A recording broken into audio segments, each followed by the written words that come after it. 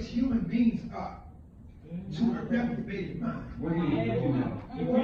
You preaching. And that means every desire of that human being is what? Evil. So no matter how good it is, it's Evil. what? So when Helen Degenerate does good, is what? Evil. You preaching now. You preaching. Preaching now. Amen. I don't care how powerful she is in the world. Amen. To God, she's what? Evil.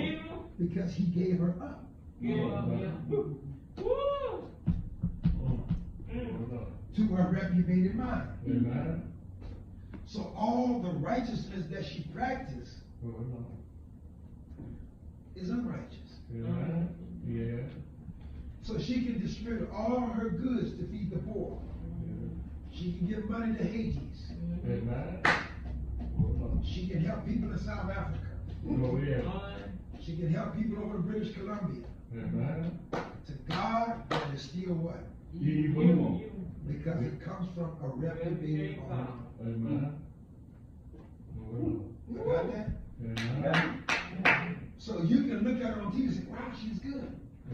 But you got to understand, she's a reprobate. Yeah. Amen. And she does everything from a reprobated what? That means even though she's good, it's still against who? Evil. Evil. Y'all got that? Amen. You sure? Amen. You sure? So I don't care how much money I'm just using that as an example. Amen. I don't care how much money she has Amen.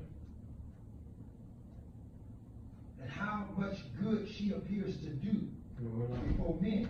Amen. To God, she's still evil. Evil. Evil. You know why? Because she's a reprobate. Yeah. Well, why is she a reprobate? Because she's doing something God told her not to do. Well, what did God tell her not to do? A woman should not lie. Go ahead now.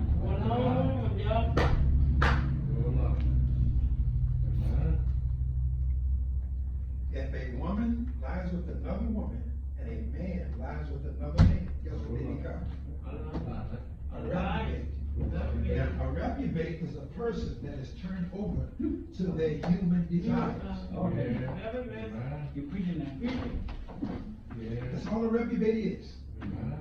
Any of us can become a reprobate. Yeah. And a reprobated person is a person whose desires and affections are always against the will of God. Well, Pastor, what happens? Wow.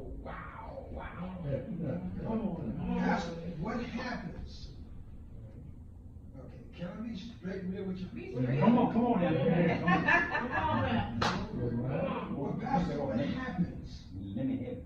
when I start thinking about unnatural desires? Does that mean I'm a reprobate? What happens when I start having feelings that are not natural? Okay? Can I talk? Pastor, what happens when I start having unnatural feelings? Okay? Okay, what is unnatural? Unnatural is what you were not created to do. Or what you were not created to want. What you were not created to desire. What you were not created to inquire about. Or to be curious about. Or to wonder about. You were not created to think like that. Okay? When I start feeling and thinking things that I was not created to do, then I'm thinking of things that are unnatural. That means it's not normal. That is not normal. So when it becomes abnormal, I'm thinking outside of the will of God. Okay? Yeah. Now that I'm thinking outside of the will of God, I put myself in the position to become a reprobate. That means God is at the point to give me up to that thing that I desire.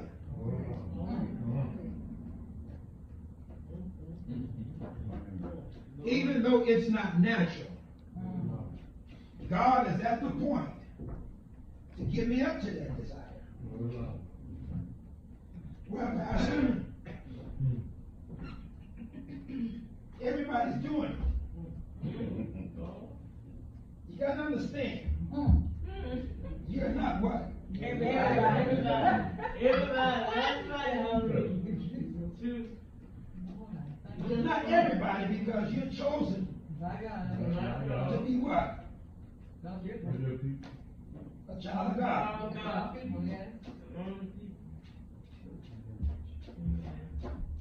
And because you're chosen and created by God, God only expects what? God is done. Huh? To do his will. To do his will. And if you don't do his will, You are his will. okay? So, now what happens is,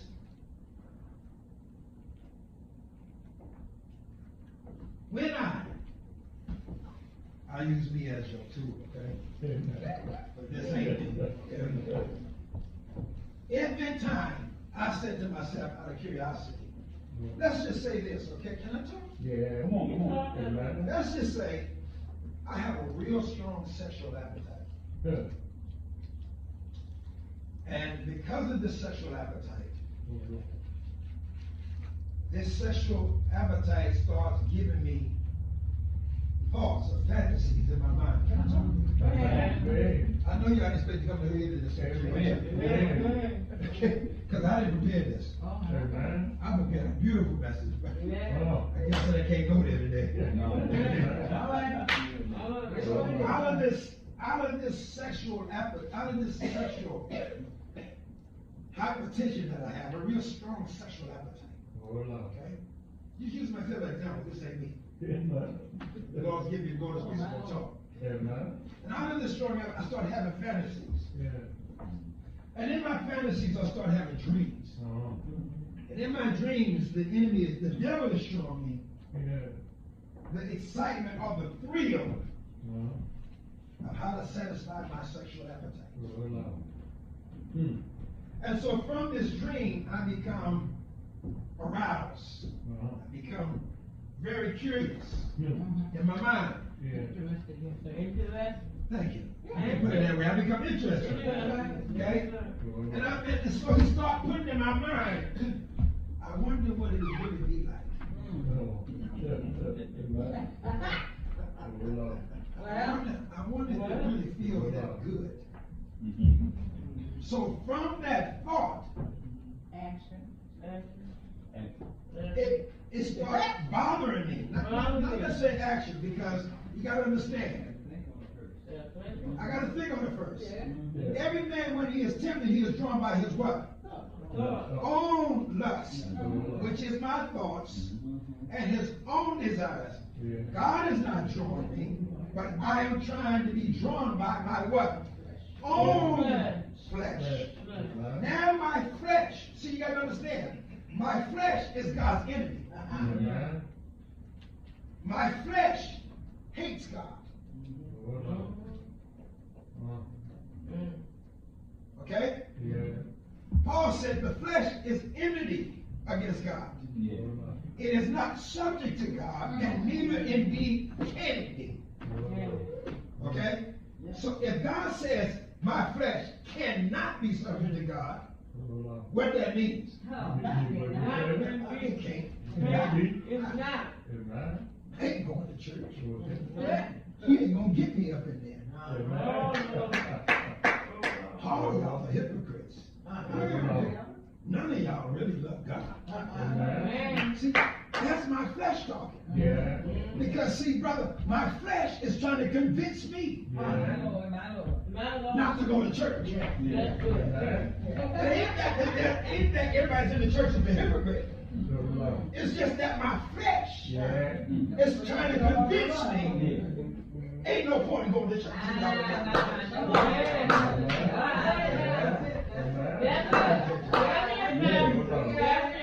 You see, somebody got to convince you not to serve God.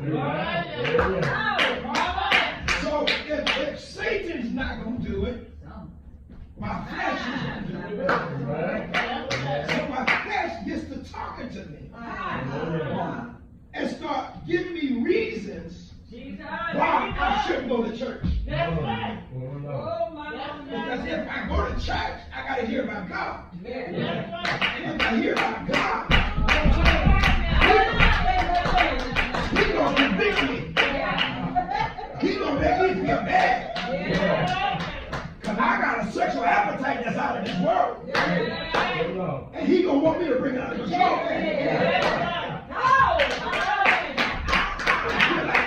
I don't feel like I got to bring this thing under control. You know, I like getting high. You know, I like to party. I like to have fun. And if I go to church, I got to hear what God's going to say. And if I hear what God's going to say, He's going to make me feel bad.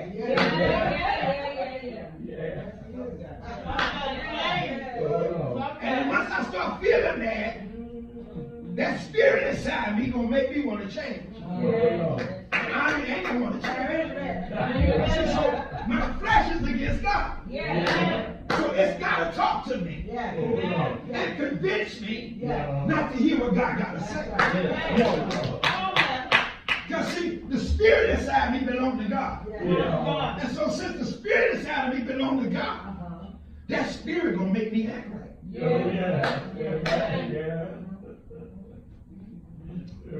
That spirit got to hear God. That spirit in me came from God. I don't want to hear what God got to say today.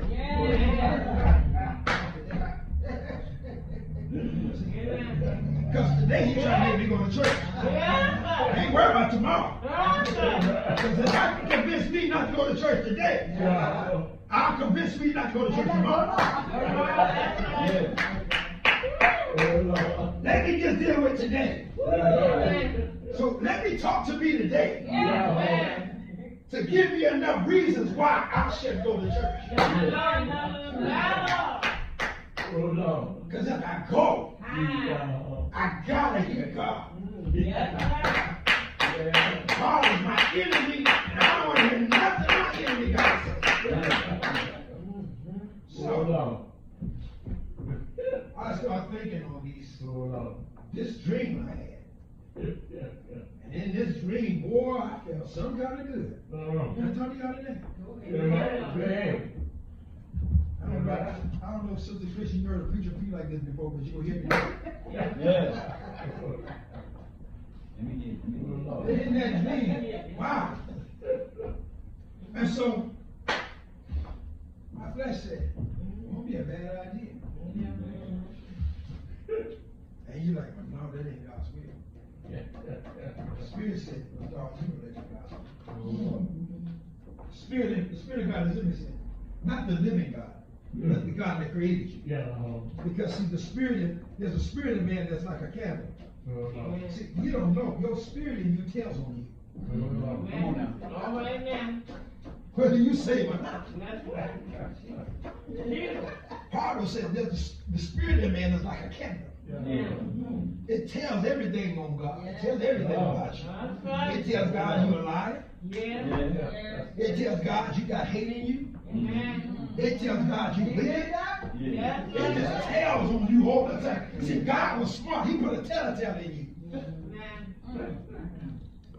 And that spirit reports to God all the time. And he says, God, see what's in him? I said, I see it. I see it. Paul said, the spirit of man is like a candle. It reveals to God everything in a man.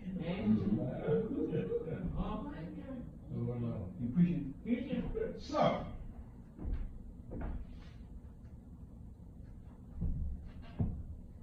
my naturalness that gives me the ability to discern good and evil says, I can't do that. That's not God. That ain't what God wants me to do. Turn on the TV. And they just happened to be talking about sexual preferences. Just happened to be talking about. I just turn it on and boom, there's the channel. Yeah. And they just happened to be talking about. Yeah. It's okay to be gay. You preach it. They just happened to be talking about Yeah. sexual preferences. Trust me, y'all, I never talk for nothing. Come on now. If God got me on this subject, Come on. God never talks for nothing. But I just happened to see the TV, Sister Anderson. And in the TV, the subject matter is on there. And Dr. Phil just happened to have a few guests. I love Dr. Phil. He just happened to have a few guests. And his guests just happened to be coming out of the closet being gay. And he talks about being rejected by people in society and by people, by his family members. And Dr. Phil just happened to be an expertise in counseling. I like Dr. Phil. And he just happened to have a guest in the audience that a psychologist. And the psychologist happened to come to this understanding that, okay, scientifically, while I was in my mother's womb, I was being confused about what gender I wanted to be. Scientifically, while I was being conceived in my mother's womb, my hormones got mixed up. And they start tricking me, and one became more feminine than the other. And one became more masculine than the other. And so this is why I have these tendencies that I feel like I want to be with someone of the same sex. Wait now. I have these tendencies in me that makes me feel like it's okay to do, but I feel like it's wrong because I've been taught that it's wrong. I don't want to do it because it's taboo. It's not meant to be according to society. But see, you got to understand, society is not God. Society is society. But society is not God. So society does not determine what's wrong and right. God determines what's wrong and right. See, you gotta understand, see, it's not right by society for a child to obey his mother. It's a commandment from God.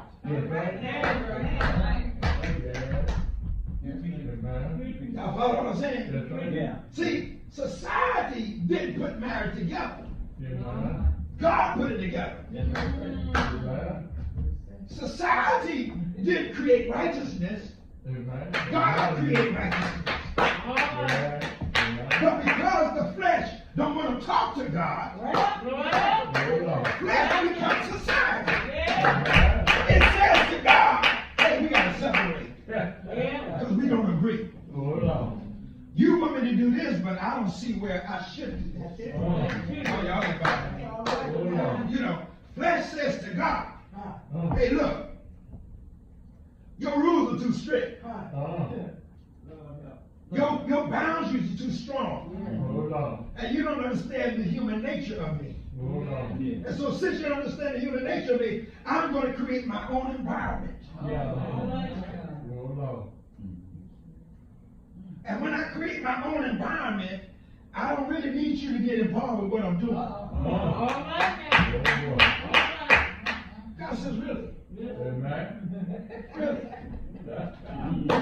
Really? You mean Oh, by the way, I evolved. Oh, Lord. I discovered by my scientific research that I evolved. Oh, Lord. I said, really? How did you evolve? Oh, well, according to my research and my study, I found a few fossils. And the fossils have determined that my forefathers were I belong in that category. Cro-Magnon man and Magna man. Oh, Lord. And one of us more dominant than the other. Yeah. I just have to be the dominant one. I said, oh, brother.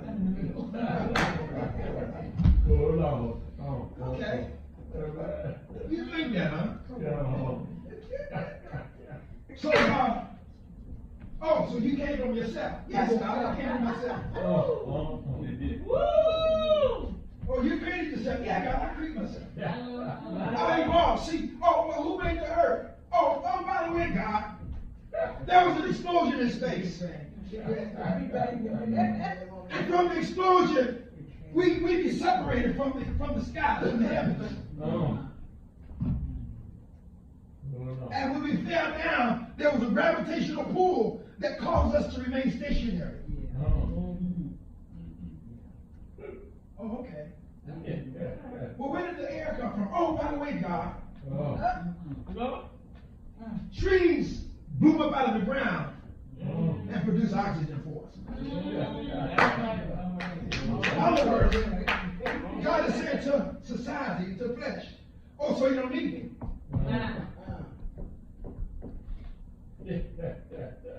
I think we can do this without you. God says fine. God says fine. Since you can handle this without me, let me do this. Let you. This is what God says. Let you control you.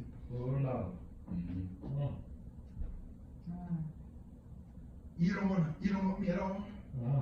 Then let you control you. What do you mean, God? At one point, I wouldn't allow your flesh to control you. What do you mean, God? I had control over you. You didn't know it. Because as long as you acknowledged me, you knew what's right and what was wrong. As long as you knew that I was God, as long as you understood who created you, where you came from, and how you get there, I gave you the sense of understanding of right, darling, of right and wrong. But now that you don't want to know me, I'm going to take away your ability to deny what's right and what's wrong. And therefore, you're going to create an environment that you're going to call good evil, and then you're going to call evil good. What do you mean, God? I don't know why. This was not on my mind, y'all. Amen. Trust me, this was not nowhere near my thoughts. This was nowhere near my heart. Amen. But it just happened